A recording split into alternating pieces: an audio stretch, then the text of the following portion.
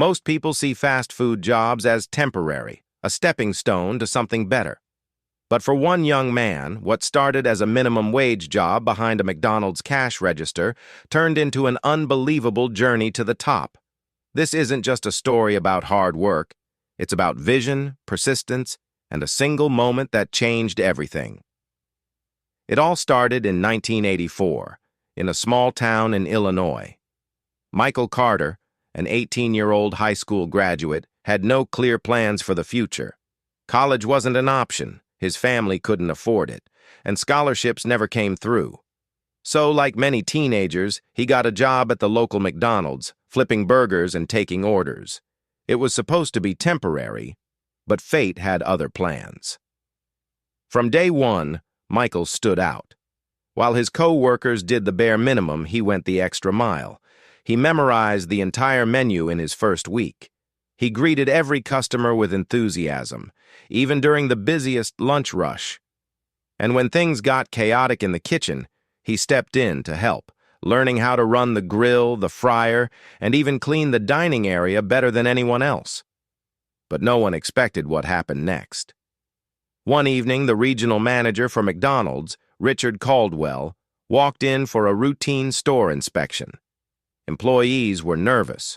Caldwell was known for being strict and intimidating. But Michael, he treated him like any other customer. With his usual energy, he greeted Caldwell, took his order, and made sure his food was served fresh, fast, and perfectly prepared. Caldwell was impressed, but what happened next was completely unexpected. As Caldwell watched, the restaurant was suddenly hit with an overwhelming dinner rush. Orders were piling up, fries were burning, and the new hires were panicking. But before the manager could step in, Michael took control. He jumped behind the counter, coordinated the team, and fixed the chaos in minutes. He reassigned workers, kept customers happy, and even ran the kitchen like a seasoned manager. Caldwell didn't say a word. He just watched, fascinated by the way Michael handled everything like a true leader. When the rush ended, Caldwell pulled Michael aside and asked him one question. "Have you ever thought about running your own McDonald's?" Michael was stunned. "Me? I just started here a few months ago." Caldwell smirked. "And yet, you just ran this place better than your manager." That conversation changed Michael's entire perspective. From that moment on, he wasn't just an employee. He was a future business leader. Over the next few years, he worked his way up. He became a shift leader, then an assistant manager, and eventually a store manager, all before the age of 25. But he didn't stop there.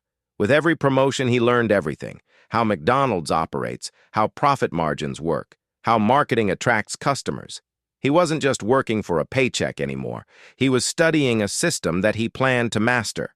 By the time he turned 30, Michael had saved enough money and secured a loan to buy his first McDonald's franchise.